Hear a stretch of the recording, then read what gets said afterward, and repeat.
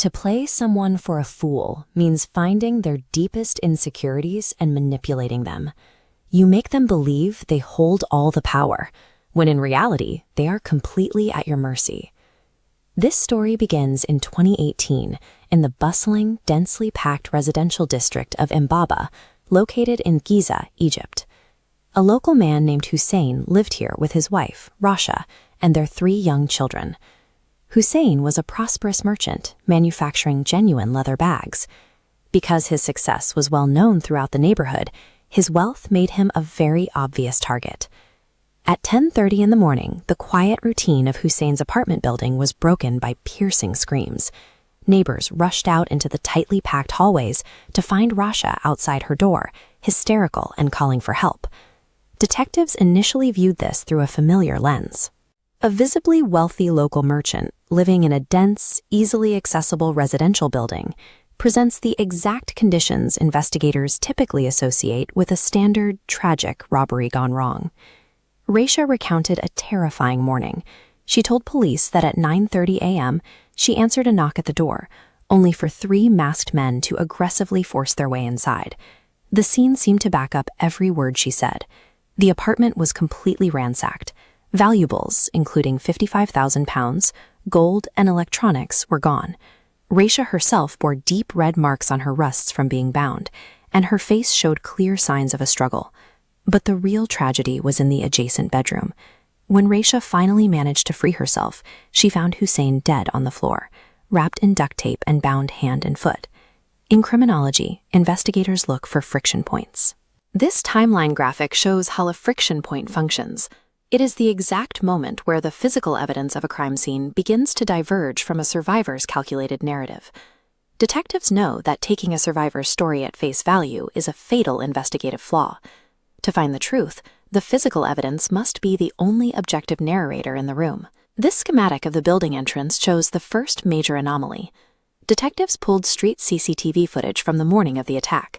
It recorded exactly 2 men entering the building at 9:30 a.m., directly contradicting Rasha's claim of 3 attackers. The footage revealed a second detail. The 2 men entered wearing one set of clothing. They had raided the victim's closet, changing into Hussein's own clean clothes to conceal the blood spatter they had acquired during the murder. This digital clock interface highlights the timeline vacuum. The street cameras caught the killers leaving the building right at 10 a.m. But Rasha didn't scream for help until 10:30. There were 30 minutes of dead silence.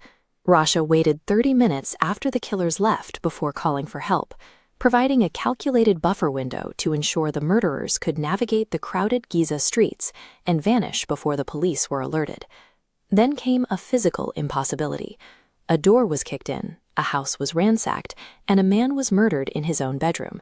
Yet somehow, Hussein's 3 young children reportedly slept through the entire violent home invasion and murder without hearing a single sound. Staged crime scenes fail because a calculated physical reality can never perfectly mimic the organic chaos of a true break-in. The harder someone tries to make a scene look authentic, the more artificial it becomes. With the physical evidence contradicting the robbery narrative, investigators pivoted to digital forensics. They quickly unearthed Rasha's true motive. She despised her husband and wanted his considerable wealth. But a divorce would have cost her her inheritance. Hussein had to die. She knew hiring a local hitman was too risky. Instead, Rasha took her hunt online. She spent late 2017 scouring Facebook emotional support groups, targeting lonely individuals hundreds of miles away who were posting about their own heartbreak. This psychological profile graphic illustrates what she found in a man named Mohammed from Tanta. He was a divorced father who fancied himself a ladies' man.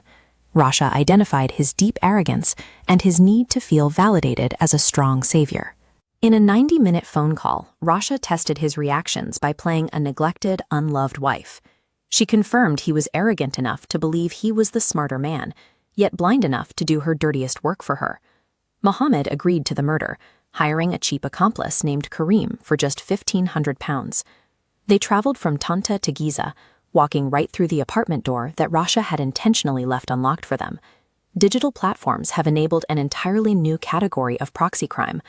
A perpetrator no longer needs to lift a finger or purchase a physical weapon. Emotional manipulation can be just as lethal. This map of Egypt tracks the movement of information that doomed the conspirators. Detectives auditing Rasha's phone records discovered a direct link to a mobile phone in Tanta, registered to Mohammed, exposing a relationship that bypassed her staged scene entirely. Confronted with the phone data, Rasha confessed. A police task force immediately moved on Mohammed, tracking him down to Alexandria where he was trying to hide, and arrested both him and Karim. Sitting in a jail cell, Mohammed finally realized his fatal miscalculation. He had entered the plot as a self-styled savior, only to find he was a disposable tool in Rasha's plan. The court's judgment was final. For the premeditated murder of Hussein, Rasha, Mohammed, and Karim were all handed the death penalty. Rasha thought she was operating in the shadows, but psychological manipulation leaves a digital footprint that is just as permanent and just as damning as physical DNA left at a crime scene. Long after the arrests were made, one final detail came to light. It came from Hussein's young son. The children hadn't slept through the attack. The little boy had woken up to the noise. Terrified, he hid beneath his covers, peering through a crack in the door. He watched his mother stand by while two strangers beat his father to death.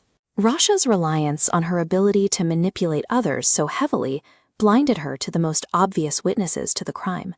She was so focused on outmaneuvering the police that she forgot to account for her own children. The concept of the perfect criminal mastermind is a myth. Hubris and greed inevitably destroy the illusion of control, leaving only profound, irreversible collateral damage in their wake.